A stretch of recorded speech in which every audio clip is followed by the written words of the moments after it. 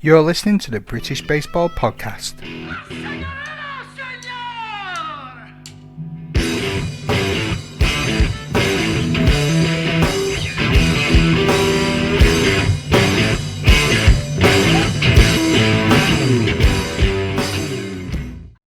Joining me today, I have another great GB international player. He's played baseball at NCAA AA Division I Rice University, drafted in 2009 by the Mariners, played indie ball for Sioux Falls in 2012 before going to Sweden to do some pitching and the Brisbane Bandits in Australia. He's played for Team GB for around about 10 years now. You know who it is, the man, the legend, Daniel Cooper. Daniel, how's things? I'm good. You missed one of my schools. I played at USC. That's where I graduated from, actually, University of Southern California. Is it? Oh, I'm blaming Baseball Reference. I started at Rice. I got hurt, ended up transferring, so I finished my career at USC. So I'm a proud Trojan. Oh, there you go. And so there's a team in Liverpool that would be proud to hear you having that and have it as a soundbite for a long time. The Liverpool Trojans. Perfect. So Daniel, let's get into it. Let's talk about your great career. But before we get into that, let's talk a bit about you. Let's start off with a bit about yourself, your home life, family life, and how you got into baseball and all the way up to GB.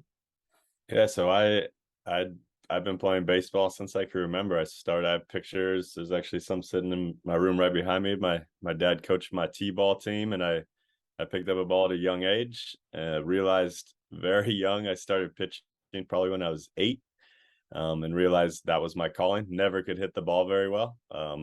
I hit all the way through high school, but you know, you just know when you're good at something, you're not good at something else. So I really stuck with pitching. Played a lot of other sports growing up, but I always knew baseball was my best sport, and I just stuck with it. Kind of really focused on quit every other sport towards the end of my high school career, and really focused on baseball, and just kept going from there. But always had support from my family. Always wanted it for myself. Told my parents at a young age I was going to be a professional baseball player. People would say like, "Oh, the odds are 1 in a million." As in, why can't I be that one? So that was my mentality my whole life, and it just luckily panned out. Never quite made it to the big show, but the WBC will be that big show for me, so I'm pretty excited for that. Yeah, definitely. We'll talk about the 2022 qualifiers later on, I'm sure.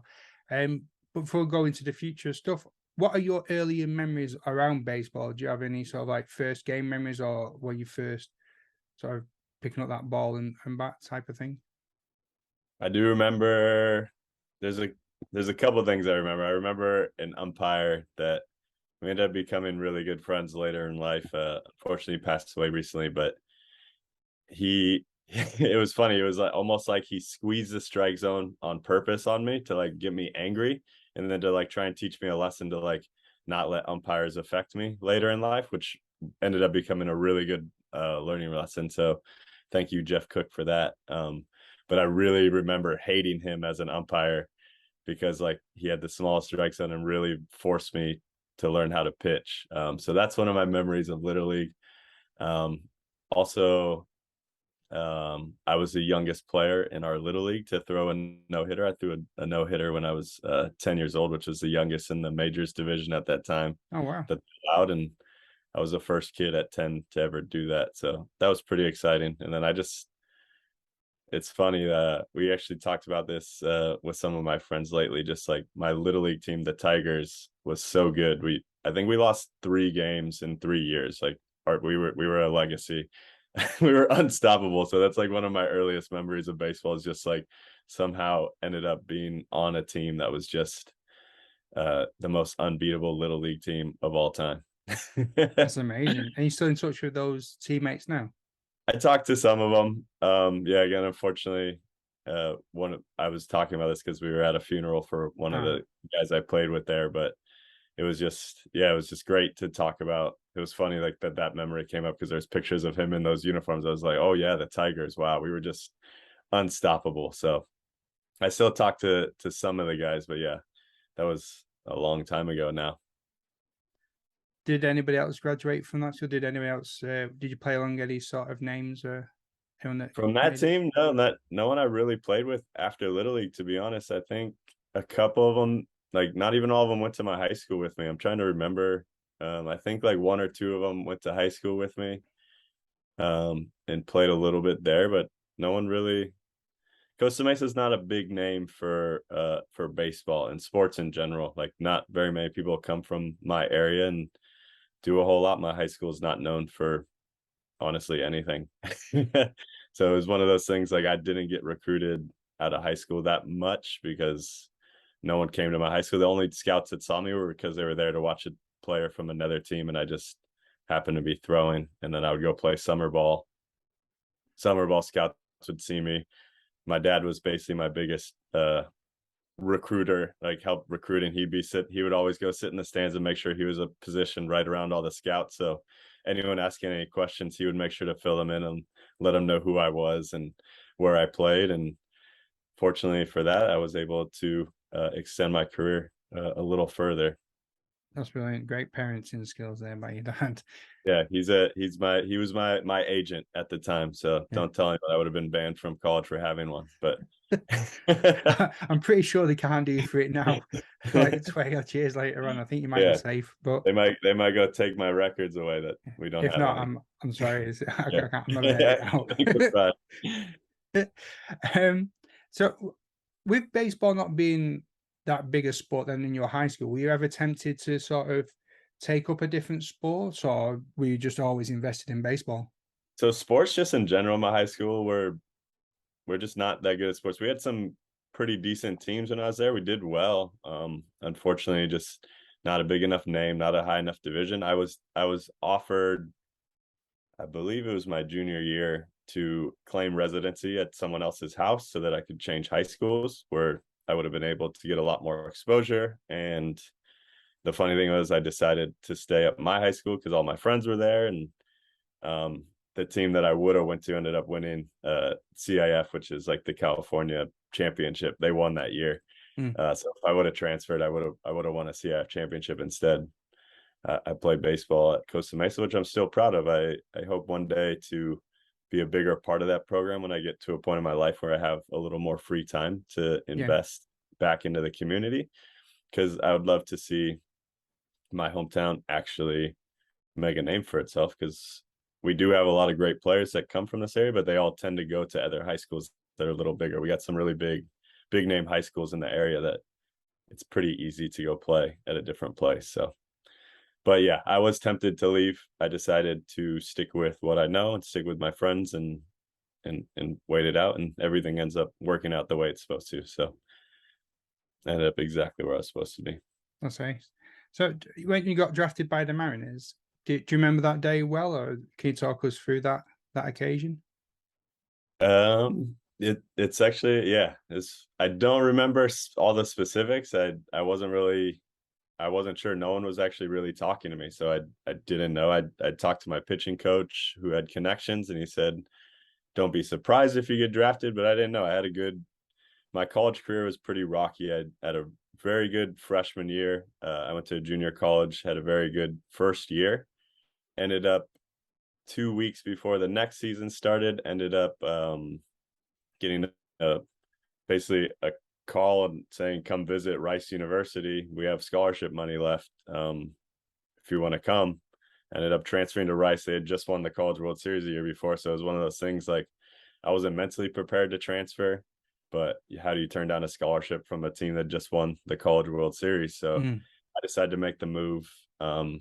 Just didn't end up being a good fit. I ended up getting hurt, and just wasn't mentally prepared to be out there yet. So wasn't quite ready. So I ended up, I decided to transfer when my scholarship was being taken away, and transferred to USC, where again, another rocky start. My transfer stuff didn't work out. I missed the first half of my first season there. Only got like 13 innings my first year, and then really came into my own at the end of my college career. I think I got like 70 innings that year, kept my ERA under 2 in the Pac-12, which was at the time one of the best conferences in baseball. I believe Oregon State ended up, they had just won back-to-back championships. I think they got to the championship again that year and ended up losing, but very strong division, ended up doing very well. But yeah, no one was really talking to me, had no conversations, but got the phone call, I got drafted. went and had some drinks with my parents and some of my friends, and actually went and pitched in a summer league game that day to keep my arm fresh after a couple of shots. So that's the first and only time I've ever pitched with a buzz. So that's what I definitely remember from that day. I don't know. I do like a good beer here and there, but I definitely had never played baseball drunk before. So that was an interesting one too. My arm felt amazing, but I had no idea where the ball was going. So don't know if I recommend drinking and pitching. No. You heard it there, kids. Don't drink and Yeah. play baseball. Yeah. So That's for all you all. young kids, just don't drink, period. Oh man, life advice if I could go back. I Yeah. would just have one or two. And don't eat Yeah. pies. I Yeah. could have been an athlete if I didn't eat pies, man. That's a lie. I was never going to be an athlete. Do you remember the moment that you got called up to GB? You are rocking a fantastic Great Britain sweater, by the way, your hoodie. Got a lot of these. They're the best. They're my go-tos. I always have a couple on deck. I figure it's the perfect time to have it on, especially since it's starting to get cold here in California now too. So, what was the question? Sorry, I got distracted by sorry. When do you remember when you got the call up for GB? So it was actually I ended up reaching out to GB myself. So Yeah. I trained with if people are familiar with the pitching coaches around here, Tom House was my pitching coach in college, remained my pitching coach through my entire professional career. Got to train with some amazing baseball players, some of the best pitchers in the big leagues, half the starting quarterbacks in the NFL at the time. It was a really great place to train. But we're all sitting there talking. One of my buddies, like his grandparents were Italian. The other one, his family was from like the Czech Republic. So like we're all just like, hey, the World Baseball Classic's coming up. Like this was early on at the beginning. Like, can we play for these countries? So one of the guys figured out who at MLB was the person to contact that was in charge of the World Baseball Classic. So we all reached out, and funnily enough, they forwarded my email off to the British Baseball Federation, and their response was, you played in AA and you're an independent ball now. Are you ready to come play? And so I was on the plane flying out to Regensburg in 2012 to play for the team. So I actually, best decision I ever made was to reach out and see if I could do this, because this has been the best ride of my baseball career. Yeah. Like looking through your stats and your history, it does seem like you've had some right adventures. What have been some of your favorite on-field memories for playing for Great Britain? I mean, I hate to be that guy, but the best on-field memory was winning that game against Spain in this qualifier. It was I'm actually getting emotional thinking about it. It's been a long ride of hoping that one day we would be able to make this tournament, and a lot of close games, a lot of getting close. The last two qualifiers, we've gotten to the championship game, or we got to the championship game in the one in Brooklyn. Kind of got knocked around a little bit in the one in Regensburg when I first started. So it's just to watch this team continue to grow and get better and better every single tournament, and to show up at the beginning of that tournament, just have a different feeling from the beginning. And then that anyone who watched that game, that was one of the greatest baseball games I've ever been a part of in my entire life. It was unreal. Like just the back and forth of them taking a huge lead to start, or not a huge lead, taking a lead to start, us chipping away, them scoring some more runs, us chipping away a little more, and then just Jalen Rudd coming in clutch, hitting that home run in the ninth to tie it up off of a ex big leaguer, like, and then just the replay at third base to get our guy at third base, the sacrifice fly, was just, it was so much and a lot of emotion just to take in, that I just remember just like being on the field at that moment, and like all the work that we put in to get to where we were, and to finally, like, for it to finally happen and us to make the World Baseball Classic. It really, that's honestly one of the best moments of my baseball career, period, not just with Great Britain baseball. So yeah, amazing. Yeah, it was a hell of a game. it was. I was speaking to Drew Spencer and Jonathan Crammon about it when I interviewed them a couple of weeks ago, and just hearing their memories from it and everything. It's just, yeah, it was superb. Like my heart was in my mouth for all of it. And I said to Drew, like, I don't know how you might stay so calm. It's like pressure's a privilege. It was amazing. I'm a very superstitious guy, as most baseball players are. My arm was numb because I wouldn't move from the railing where I was sitting for the last like 2 innings. I didn't move the entire time. I wouldn't move. There's nothing. We were freezing down there. It was so cold. Um, we were we found like any heaters that we could, like hand warmers, anything. Like it was freezing down. I don't know if anyone knows how cold that game was, but you just like kind of your body went numb because the game was just so exciting that yeah, I literally didn't move for like 2 innings until we won that game. But Anthony Seymour had his hoodie on under his. What's that? Did Anthony Seymour had his hoodie on underneath his Yeah. underneath his jersey? I think I had like 3 jackets on. Fun fact about me, my pitching hand goes numb when it gets cold. That's part of the reason why I ended up retiring a couple years ago. I had it's called thoracic outlet syndrome. So it was a pinched artery in my shoulder. So my throwing hand, 2 of my fingers go numb when it gets cold. So I actually, if you ever watch me in cold climate games, I had ski gloves on in the bullpen with heat packs inside of them to keep my hand warm, so that should I get the call to go pitch, I can actually feel my fingers. So fun fact about me, I can't feel my hands in the cold. So if you ever see me with ski gloves on, it's not that cold. I just need to do everything I can to keep my hand warm. Yeah, it's just a fashion accessory. Yeah, exactly. Stylish guy. Yeah, Zach Grasser went and got me these like the least conspicuous gloves of all time. They're like brown. I could go find them. Actually, they're sitting up there, brown like mittens. So they stood out like a sore thumb. So anyone looking at me was probably just like, these California kids can't handle the cold. I was fine the rest of my body. I just can't feel my hand, unfortunately. Oh man, that's a shame. What other superstitions do you have then? That's one of those things. You just like, there's just bullpen rules.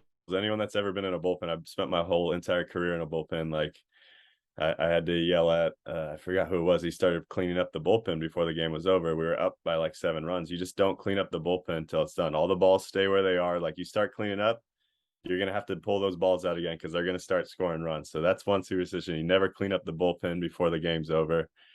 I wore the same outfit to pregame stuff and to the games that I wore the entire tournament. This last tournament, it's one of those things. If I wear an outfit that's a winning outfit, the right socks, everything, it's not that I don't wash them. They get washed, but I wear the exact same outfit. We lose, then I might change the socks, see what happens, change that up.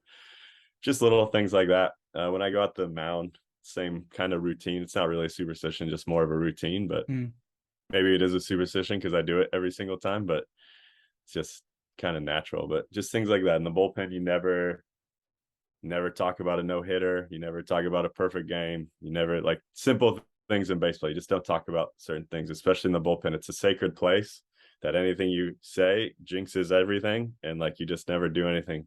So ask any bullpen pitcher, they all feel the same way. It's a very sacred place that things always come into play if you mess with the baseball gods down there.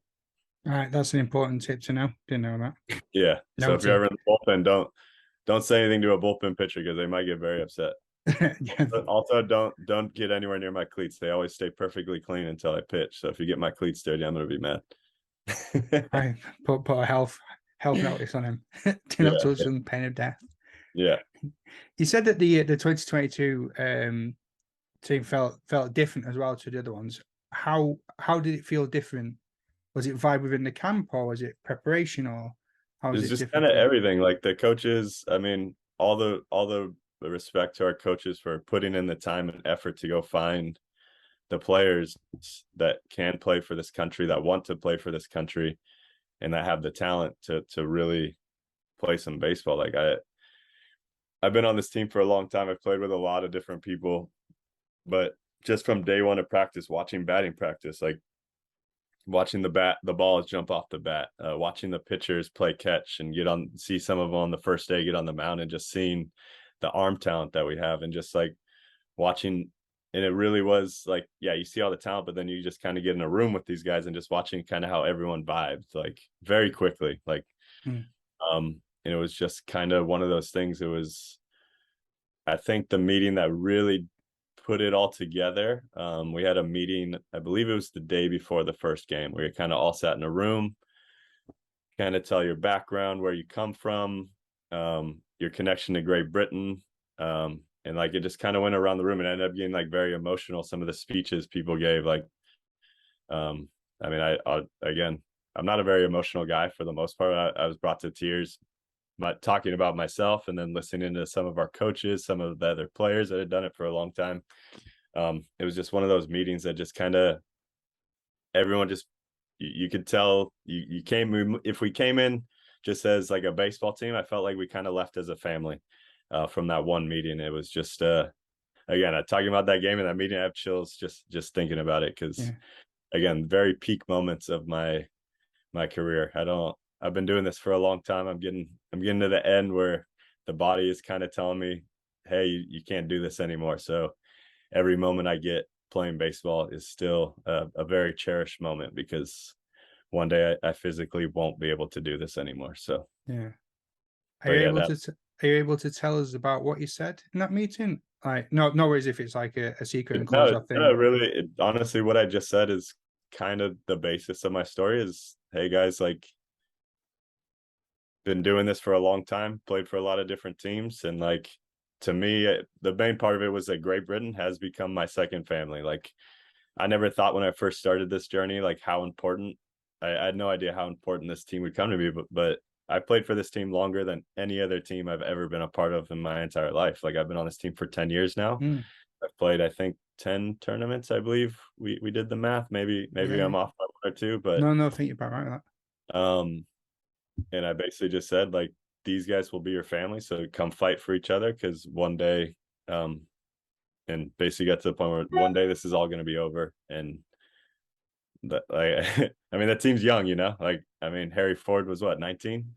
Yeah, so I'm 35, turning 36 on Sunday, so I'm happy almost at birthday. that age. Thank you. So it's kind of crazy to see again young talent. This talent that means the team's going to be talented for a long time, which is great to see that like we've built this team up and now we have continued young players to come in and fill the shoes of us old guys that maybe don't have much time left. But I think that was the point of my story is just fight like you're never going to get to do it again because one day you won't be able to. So Yeah.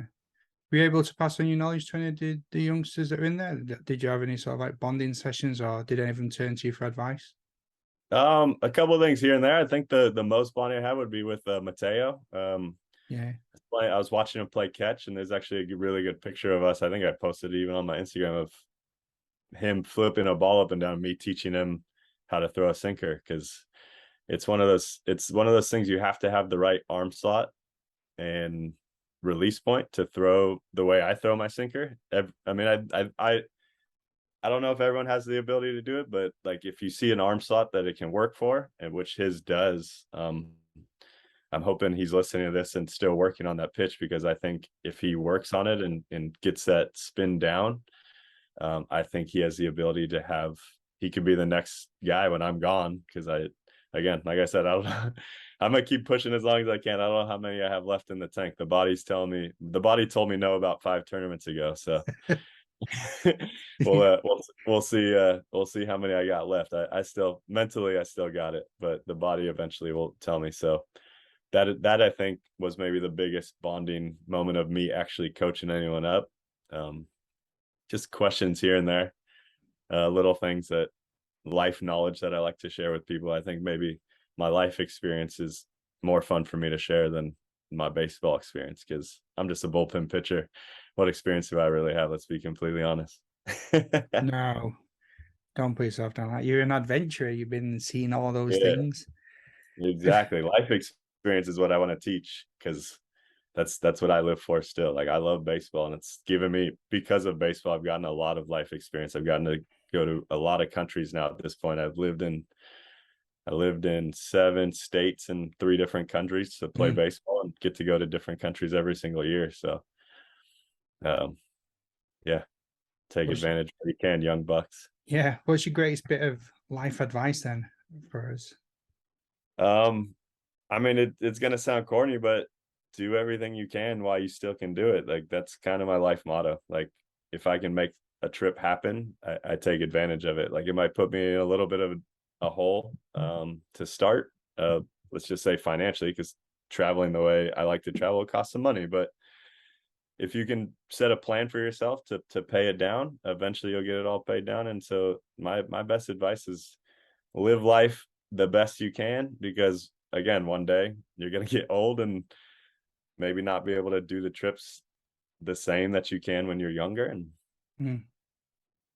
Yeah. Yeah. I don't know. Maybe it sounds corny, but yeah, No, that I think that's my it's best advice is just to do everything you can while you can still do it. If you have yeah, the opportunity, say yes. yeah, yeah, it's funny you said that. I heard a rugby league player called Jamie Peacock on another podcast today, and something he was talking about is that if he could go back and do his time again, he said say yes Yeah. more because you never know the adventures it's going to take you on. You know, it can be a bit scary, but that's all because you haven't learned it yet. It's all new. Yeah. That's been kind of my move. It's I love Spencer Kreisberg, who obviously another GB legend.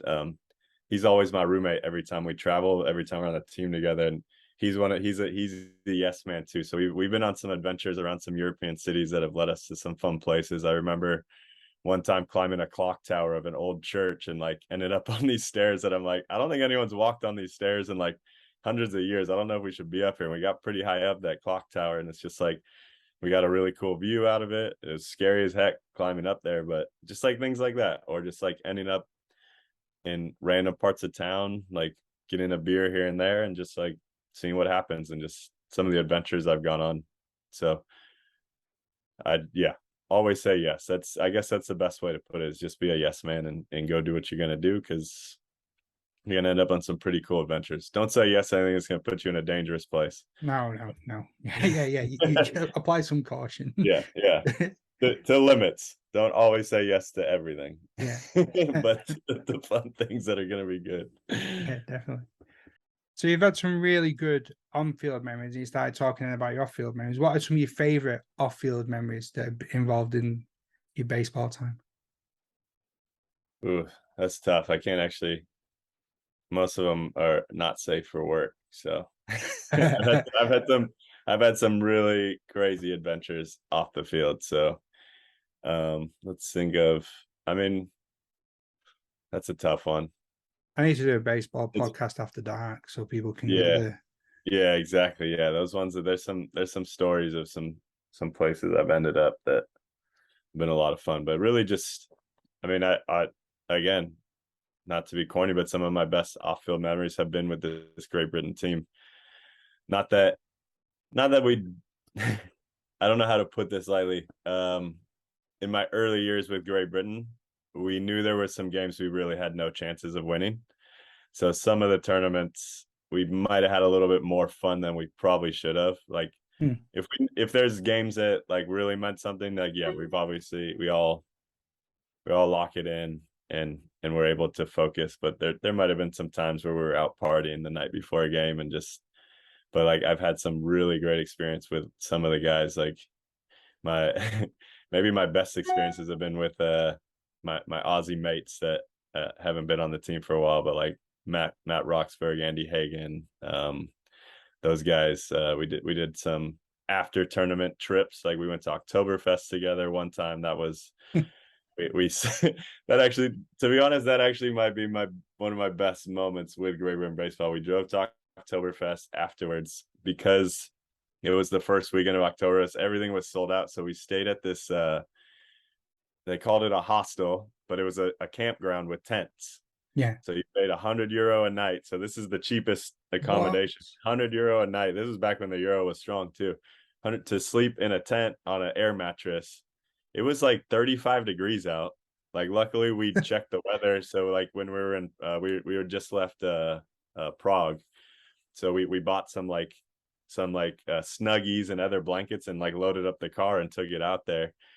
Um and it was freezing cold, but it was all you could eat and all you could drink at the campground.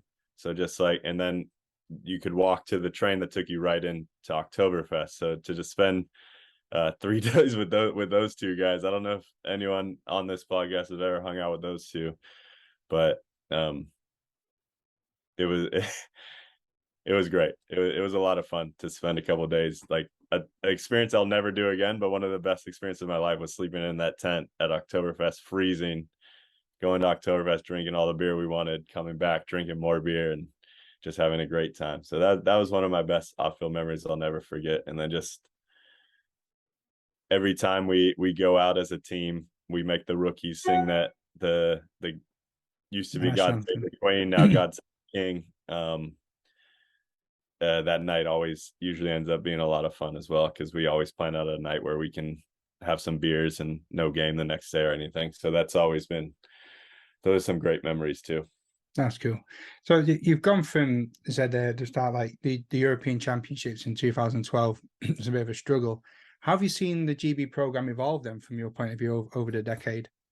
It's just every single tournament we've gotten better and better and better. Just more players. Some of us old guys still hanging on, and then just the young talent showing up every tournament. Whether it's obviously our World Baseball Classic team's a little different than our European Championship team, but even just going to our European Championship team, like we legitimately were in that game against the Dutch that we lost. I started a couple unfortunate errors that just gave up some unearned runs. We lost by 2 runs. We gave up 5 unearned runs. So I mean, you just see like we've never competed against the Dutch ever. That team wins the European Championships every tournament. They're the best team out there. With, I mean, the Italians and the Spanish are up there too, but we always compete against the Czech, they've continued to get better every year too, but we continue to rise with them. So just watching this team every single tournament just get better and better. The young talent, and that I think that's my favorite part about this is it was us older guys sticking around and a couple new guys showing a couple bits and pieces. But this last European Championship, I met a ton of new players. I think like a lot of the older guys, like 2 of them just had kids, so like they couldn't come out. So we lost some guys to that. We lost some guys to injury. So it was a lot of these young kids that I'd never played with before. And it was kind of, it kind of sucked that we were locked in a hotel for 2 weeks in Italy because of COVID Yeah, restrictions and everything. But at the same time, it might be one of my favorite tournaments, other than the fact that I didn't get to explore Italy, but the fact that I sat in a hotel room with these young kids and really getting to hang out with them, and getting close with a lot of them, still in contact with all of them, and really excited to play with them again. But we have some really good young talent that's coming up that'll keep this program continuing to grow and grow. And I know this coaching staff is continually searching for more players that can continue to build. So it's really exciting to be a part of. I've already told the coaches in the event that one day I can't pitch anymore, which I don't plan on doing anytime soon, because I still consider myself, I think I'm pretty cocky, but I think it's going to be a while before they can find 12 pitchers better than me to tell me I can't play for the European Championship team. I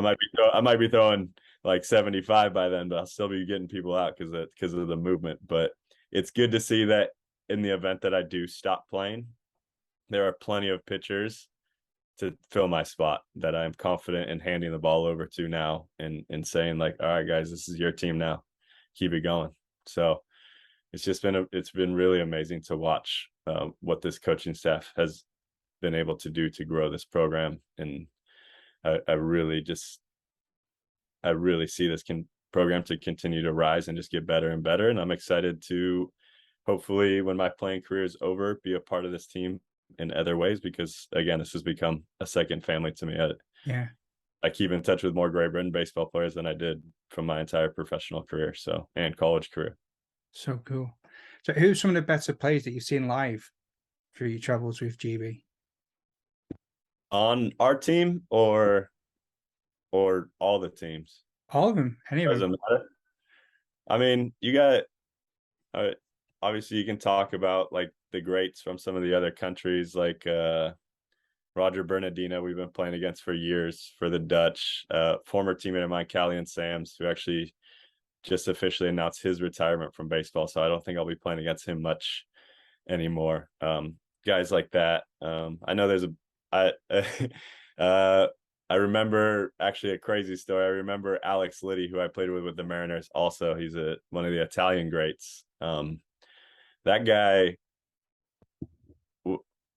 I think it was because of the Mariners, I couldn't get to the European Championships in time. He literally shows up on the plane, like we knew his flight had just arrived, and he shows up to the game, puts the uniform on. I think he hit 2 home runs that game and made like 2 web gem plays at third base, just like getting off a plane. Like, to me, watching that was unreal. But then just going to Great Britain, you got your your Michael Ross, who another GB legend. We Yeah. might get into some of the legends of this team, but one of the best guys that I know in baseball, just like great guy to be around, great team leader, but also one of the best pitchers that I've played with. He, again, a guy that doesn't have dominant stuff. You can ask him himself.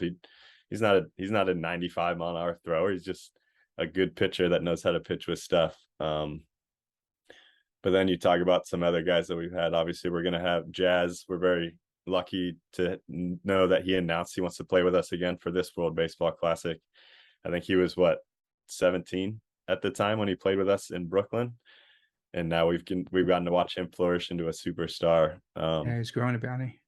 And then, I mean, I feel bad leaving so many great players off. Like all the guys that played in this tournament, we have so many studs that like I don't even have time to name every single person. I mean, but to really, I mean, I think everyone saw it. Harry Ford, he is a natural. That young kid, I'm happy I got to spend some time chatting with him. Funny story about him, actually. He believed I was one of the coaches when we first met. I'll tell this entire story actually, since we're talking about him. He thought I was one of the coaches. We're walking. We both were in the town in Regensburg and both happened to be walking back at the same time. So we chatted all the way home. He goes, "Yeah, man, I really thought you were one of the coaches when I first met you." And then I was throwing live batting practice in our training camp, and I was facing Harry, and he told me in his mind he was walking that cage, going like, "Oh, I got this old guy. There's no chance this guy has me." And he said, I threw him the first sinker I threw him, and he goes, "Oh man, that moved pretty good." I threw him another one, and he swung and missed it like really bad. He goes, "Damn, that thing really moves." And I threw him a slider and struck him out. He goes, "Oh damn, this guy can actually pitch. Like he's not one of the coaches." So it was just kind of funny to go from earning the respect of these young bucks also that are young and obviously extremely talented. He might, I don't want to pump him up too much, but of young raw talent that I've ever seen, I played with a lot of young raw talent, and he definitely has what it takes to. I'm really excited to watch what his career ends up being, because Yeah. I've never seen a plate approach as good as his at that age. Like I played against Mike Trout when he was that age, but I was also much younger. I played against Nolan Arenado when he was a young guy. So another reason why I'm so excited to play Team USA, because I played against all these guys. A couple that I haven't, but I'm excited to see if I can still get them out, because Mike Trout still has yet to get a hit off me in his career. He's faced me 6 times. So if you're hearing this, Mike Trout, if you listen to this podcast, I'm coming for you again in the WBC. I cannot confirm or deny due to data protection that Michael Trout does listen to the podcast, but I'm sure I'll tag him in it and see what he says. Do you think he'll remember you? What's your story then with Mike Trout? He was just a young prospect in the Angels organization when I was with the Mariners. So we just happened to be starting in low A is the first time I faced him. Yeah, it was crazy. Like he's been a dude since he was young. I believe he was the number 2 prospect even at 19 years old with the Angels. I remember even like, was it the Colonels? What was it? What city was that in? It was in the Midwest somewhere. There's something Colonels, but like they had like this like guy who was like Recycle Man or something. It was like more powerful than the bat of Mike Trout. So like even like their advertisements were like focused on Mike Trout at 19 years old at this low A baseball team. Yeah, it's one of my favorite songs still to this day is not to get into the political side of Kanye West, but just his music. I really like Can't Tell Me Nothing. That's one of my favorite like rap songs ever, and it's been stuck in my head because that was Mike Trout's walk-up song the first time I ever faced him. So 2 reasons why I really like it. It's a great song, and I think that was one of the times I struck him out too. So I threw him a pitch that I don't throw anyone. He's the fortunate one that got my 4-seam fastball that I don't throw to anyone, and I struck him out looking. I did it twice to him too, and he just kind of nodded his head and walked away because he knew like that's not a pitch that I throw. So he got a special pitch that I reserved for that at bat.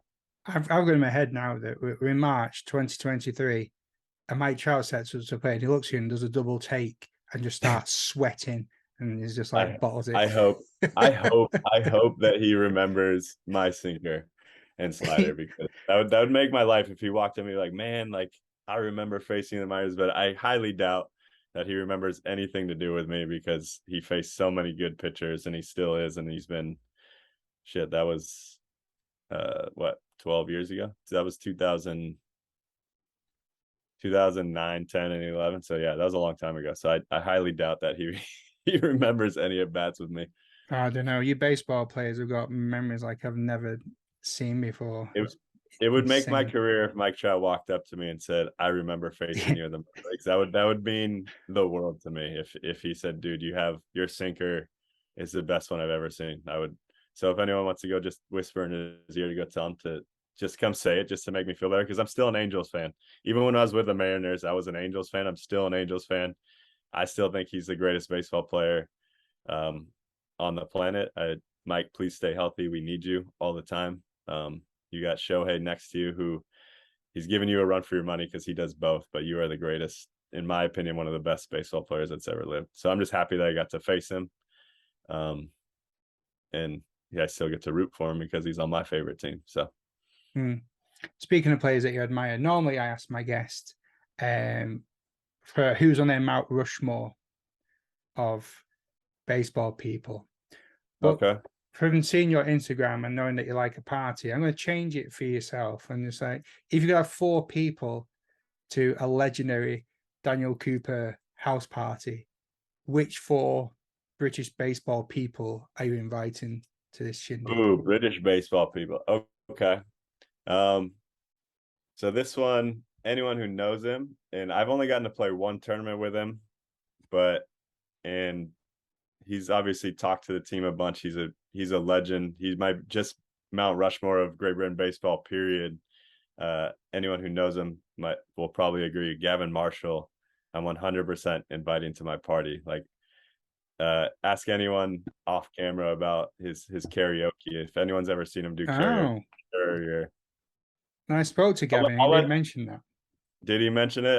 I'm No. not going to get into details about it, but it's that is one of my favorite off-field memories too. I should have brought that up. Is Gavin Marshall doing some karaoke for us in Prague. So I'll let him dive into that story a little more if he wants to. But it was an epic performance that anyone who saw it will remember it forever.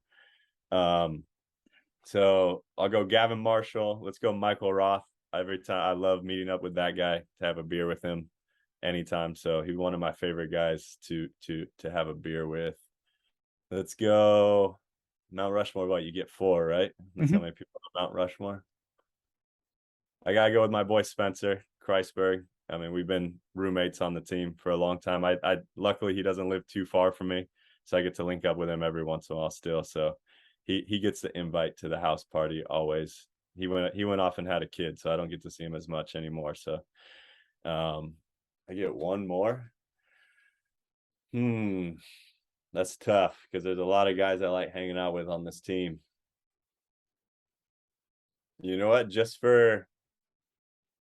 I'm gonna go with the wild card here, just because he also put on a very great karaoke performance on a bus for us. That's gonna be Grant Carey, young guy Oh, that nice. yeah. But I'm Also gonna from give him Hull. a shout out. Yeah, From the I Hull love Grant Scorpions. Carey. That's a good kid. Excited to have him be a part of the program, and also a lot of fun. I got to meet up with him. He was nearby for a game this season, and I got to link up with him and take him out to lunch and chat with him for a while. So it was great to connect with him outside of Europe also. So sorry for all you guys. I want to party with. I would invite anyone who's ever in town. This includes you, Matt. If you're ever in town, you need a place to stay in Southern California, we got a guest room for you. So sweet. GB's my family. Come out.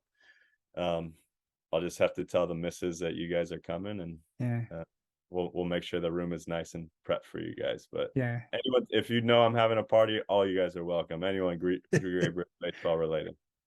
Yeah, definitely let them know. You don't some random bald bearded British bloke rocking up your doorstep. Like, who's this dude? Perfect. Deny everything. Don't know him. Get him off. Well, like talking about the parties that you've had, like your fancy dress is pretty epic. Who's been one of the favorite people that you've dressed up as for fun? Or what costume you enjoy? Oof. I mean, That's tough. Like me and my girlfriend take our costumes pretty seriously. This year, anyone who's a fan of Yellowstone, I think my girlfriend Alexa absolutely crushed Beth Dutton. So if you guys watched the show and saw the pictures of her, she walked down the stairs. I was like, oh my God, like you are her. Like it looked exactly like her. So she absolutely destroyed this costume this year. I think our Medusa, I think I was that last year, 2 years ago. She was Medusa and I was a Roman soldier turning into stone. Mm. So half my face was stone. I thought that one came out pretty epic. Like the makeup we did for that costume, it came out pretty good. I did dress up as a caveman and go to the gym one day. So I was basically in like a mini skirt at the gym one day. That was a lot of fun. That was just that's just because I had the costume and wore it to the gym. So doing a full workout and basically a skirt was a different that was different. But yeah, we've done some really good costumes. I'm a big fan of all of them. And if you have a costume party, we will come 100% fully decked out. Never count on us doing anything less. Definitely. You could definitely pull for Ryan Fitzpatrick as well. Get some I aviators on, an open the top. funny thing is, so anyone who also knows me, I worked at Nordstrom for a long time. If for England, for the people in Great Britain, it's a big retail chain here. I don't know. I'm not sure if people are familiar. It's not overseas, so it's just in the United States. Big retail shop. I sold shoes there for a long time. Did very well. Anyone who needs a good job, great place to work. But everyone from Nordstrom likes to joke that Ryan Fitzpatrick is wearing the Coop outfit because that is, if you see him on Thursday Night Football, he always has a Hawaiian shirt on Yeah, yeah. with a sport coat. That is how I dress to work almost every single day. Like it was basically my uniform. Obviously, same beard. Like his beard's a little better. Like I'm still, I'm You not have on. got a solid beard. It is a What's that? great beard. It is a great beard. For those that are not watching this on YouTube, like Daniel does have a majestic beard. Well, thank you. It used to be a lot bigger, but unfortunately, moving into the real world and not just being able to play baseball for a living, you got to keep it a little more tailored, especially being in sales. I got to look somewhat professional, but I get to keep it going a little bit. But yeah, I like to say that Ryan Fitzpatrick stole my look, so we'll just go with that. Yeah, yeah. He is a dude. Although Yeah, I think I'd have him around to my party as well. He won me a fantasy football championship. Like I would not invite him. yeah, yeah, when it came to, it's funny if you ask me about like inviting like athletes to my party, most of the people I'd want to invite would probably be football players. Like I want Gronkowski to come to my party.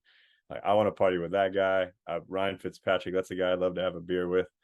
Um, yeah, it's funny. You think of like the greats, and like the reason some of those guys are greats is because they don't really party that much. Would be my guess. Like I know Brady doesn't drink in during season, and rarely in the off season does he drink. So like I've been fortunate enough I got to train with Brady with my pitching coach. But Oh wow.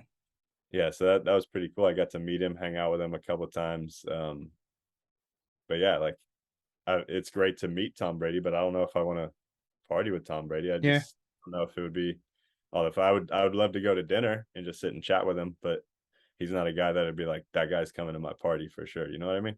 yeah, yeah. So what was his like training regime like? Because I knew that he played baseball beforehand, and like he strikes me as quite an intense individual. But I don't know if it's because with the Patriots he wasn't allowed to use social media or whatever rules he had in place. But like, what was he like?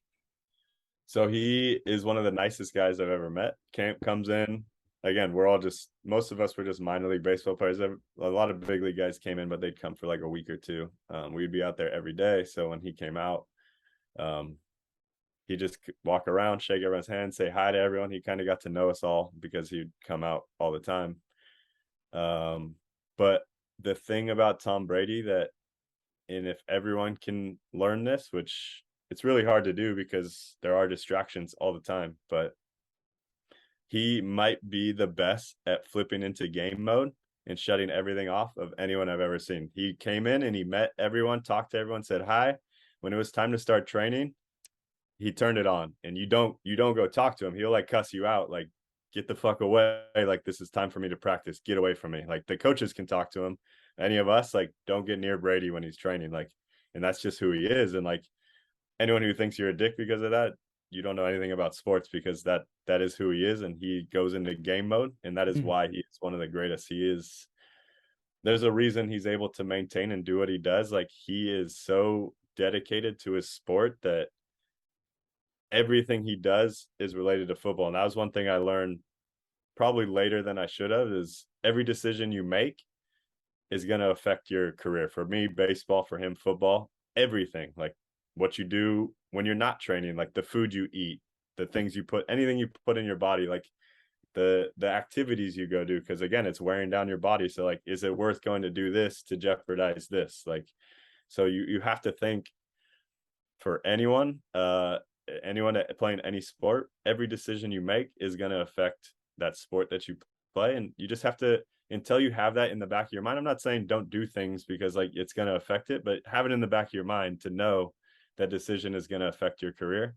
And that is something that he's perfected, and the reason why he is so good and will be, I mean, until he retires, he's going to be one of the best out there, no matter how old he gets, because every decision he makes is based on football. Unfortunately, it took a toll on his personal life. We saw what happened, but that's who he is, and that's why he is the GOAT. Like, because of things like that. So anyone that's another piece of advice I give to anyone. Until you get to the point where every decision you make, if you're a baseball player, every decision you make, you think about baseball, that's when you'll be able to take everything to the next level.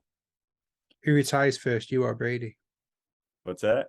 Who's going to retire first, you or Brady?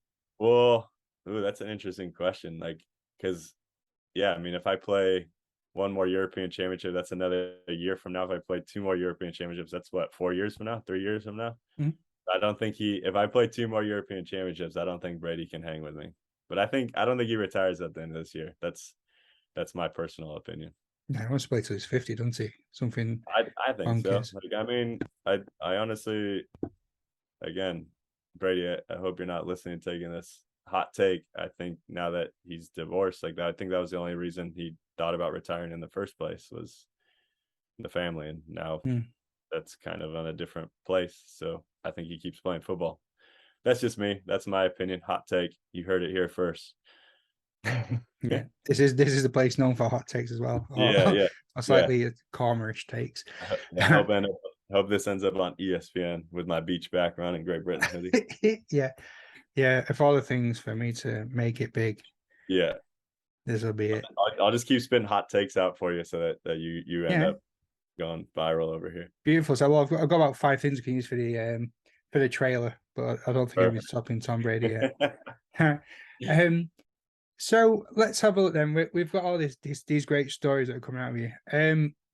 How are you before a game? What takes you through your game prep? It's that's changed throughout my entire career. Before, I was very intense, like college and stuff, headphones on, music, just like getting pumped up, trying to get locked in. You get to pro ball, you're doing this every single day. You can't stay intense that long. I started playing cards and get my sandwich, play cards, and take a shower and put my uniform on and go sit down in the bullpen. And then now it's just, with Great Britain, I just show up and hang out. Like I used to get very anxious before games, and I just don't anymore. I think maybe retiring from baseball professionally and doing this just for fun, like I have nothing to lose at this point anymore. I still get a little nervous before I got in pitch. Like, to be honest, actually maybe even more nervous now because I don't do it consistently enough. That sometimes my legs are honestly shaking when I go out there, but you throw that first pitch and everything just settles back down again. But yeah, it's been a evolving process throughout my career, to going from being as tense and locked in as possible to really just enjoying every moment of it and just relaxing. And I think if I would have been able to adopt that earlier in my career, maybe I would have been a lot better off, because the strain of trying to stay locked in mentally all the time is to do that from 7 o'clock when the game starts till when I come into pitch at 9:30, 10 o'clock at night, closing out the game. It's really hard to stay locked in that long. So yeah, I can imagine. You mentioned then about anxiety. Do you mind me asking, like, what was it that made you feel anxiety, and how did you overcome it, or how did you deal with those stresses and anxieties? Because I think there's a lot of us out there that have probably been in similar situations, probably not to the degree of you, because not at the national level or pro level, but what can we learn from these experiences? It's just I anyone who tells you they don't get performance anxiety, I think is a liar. Like, I think everyone feels it a little bit, some people more than others. There's people that throw up before games because there's so much adrenaline going, things like that. And it's really just like learning how you're able to calm yourself down. For me, I was more anxious anywhere other than once I got on the mound. That's when that was like my calm place, which you would think that would where you get the most anxious, but like everything leading up to pitching was more stressful to me than actually pitching. So just getting on that mound and just being comfortable, but to calm yourself down, learning breathing techniques. Like I have a good breathing technique that I learned that just like really helps calm me down. Really just taking big breaths in, holding it, letting it out, like that'll just that it physically is gonna calm any single person down. So anyone who's ever having anxiety, like just controlling your breathing and like focusing on that's gonna calm you down. Like uh, one thing a lot of people don't really know about me, I don't talk about it publicly. I had starting actually in 2012, my first tournament, I started having panic attacks, and it actually happened on my flight back from Germany. It probably didn't help that we went to Oktoberfest and had like 6 liters of beer, and I got on a flight like 4 hours later. But um, had my first panic attack ever. Bradley Marcelino sitting right behind me, and I'm like, Brad, I don't know what's wrong. He's like, what's up? And I grabbed his hand and put it on my chest, and my heart was beating at 180 beats per minute while I was just sitting on the plane. And I flew home thinking I was gonna have a heart attack all the way home from Germany to America. It was a long, very stressful flight, and I've had to battle panic attacks for basically 2 years after that, where I was having full on panic attacks like once a week, debilitating panic attacks. Like couldn't function, couldn't do anything. Got some medication, took care of it. Had to battle through that to get just through work, everyday stuff of just anxiety attacks, going to work all the time and battling through that. And it was crazy. Like it was really hard for me to come back and play the next European Championship. One, getting back on a flight, I hadn't flown since that flight. I was afraid to get back on a plane because like I was still battling these panic attacks, and I thought maybe it would trigger one. So getting on the plane and then going to pitch again, like thinking like, what if I have a panic attack while I'm pitching? Like, what am I going to do? Realizing the mound is my safe place, and like everything leading up into it again, full on anxiety, like struggling, get on the mound, boom, calm, just like everything calms down. So, but yeah, it was honestly a really tough battle to get through that, and really took a hard time on my baseball career because I wasn't the same mentally. It really changed me mentally, and I think that's why I'm able to be so calm playing now, because I've gone through these moments. And um yeah, mental I guess panic attacks are a mental illness. I don't know if that falls in the same category, but being able to fight through it, and you need to find a support system that'll help you. I had people that when I was going through it, like certain people I call every single time, because a lot of times they happen when I'm by myself. And luckily my girlfriend now can support me. My parents have always been there for me. I have other friends and family that have helped me through multiple of them, that like sometimes I just need to go for a walk, or I just need to do something. But it's something that's never left my mind since they started happening. Even now, when I maybe have one a year, but it's always in my mind anytime I'm in a situation where I kind of feel uncomfortable. So yeah, that that obviously went different route than performance anxiety, which is part of it. But yeah, just find people that can help you get through it. And honestly, anyone who needs help, feel free to reach out to me also, because it was a struggle. It was a long process to battle through it. So Yeah. I feel very fortunate now that I'm off all the medication that I was taking. I feel much less uh worried about it. It's like I said, it's always in the back of my mind in certain situations, but I feel pretty normal again, a lot more normal than I used to for a long time. So Oh, thank you for being so open and sharing that. That's really insightful. Thank you. that's what I'm here for. Advocate for Yeah. anxiety. We have reached the end of the episode, I'm afraid, which is a shame because I feel like we could talk all night. Well, I got a few more hours left before it becomes daytime. I know you're starting out there in California, but um, what are you grateful to the game for? Like, what has baseball given you? You know, I baseball's given me everything I have in this life, honestly. Like a lot of the friends I have, but like more importantly, just it's who I am as a person now. It built me to be who I am today, to know if you work hard, you can attain anything you want. Like at a young age, I was told like you're not going to be a professional baseball player. I was like, well, if I work harder than everyone else, I can be. I never had the talent that everyone else had. I topped out at I'm a low 90s guy. Like everyone throws what 100 miles an hour now. I never had the raw talent, but I trained harder than everyone else. So if you work hard, you put your mind towards something and you just battle. So that's given me everything that I need to excel post baseball in my life. Like I'm very fortunate now that because of baseball and actually one of the friends that I met training, I have an amazing job now that gives me the opportunity to continue to play for Great Britain because he's an ex-baseball player. He understands that if he could still do it, he probably still would too. So he gives me the freedom to go off and miss 2 weeks of work, although I didn't miss any work. I worked the entire time I was playing. So, but yeah, it's just made me who I am as a person. I've gotten to travel around the world, see some really cool things, meet some really great people, lifelong memories that, yeah, like you asked me about my memories of life, and most of them now have to do with Great Britain baseball, whether it was on the field or off the field because of things we've done, traveling and all that stuff. Yeah.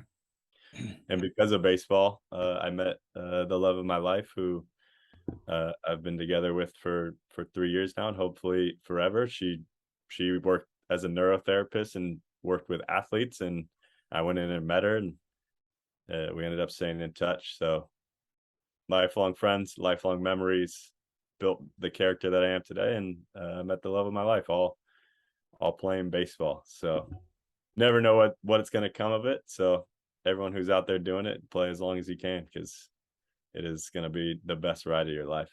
Amazing. What a great way to end the show.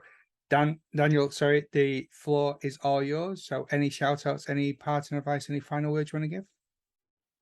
No, super excited for March, and I'm bummed it's just in Phoenix. I was really hoping we were going to get to go to overseas again, but really excited to play Team USA, and hopefully we can show the world against that's literally a Hall of Fame lineup that we're going to be facing.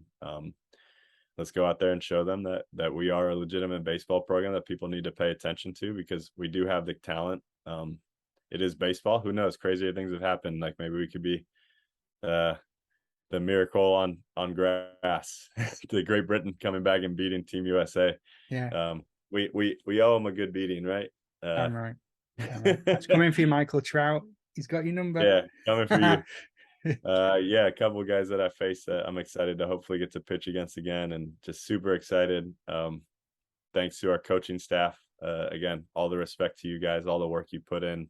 Thank you for letting me to continue to be a part of it, even though I'm sure you could easily replace me with someone, like I said, that everyone throws 100 miles an hour now. So I'm excited to keep this 85-mile-an-hour sinker baller around, and I'll keep getting ground balls for this team as long as I can.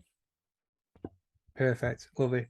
Daniel, thanks for your time. Really appreciate it. Thank you. I appreciate it. Ta.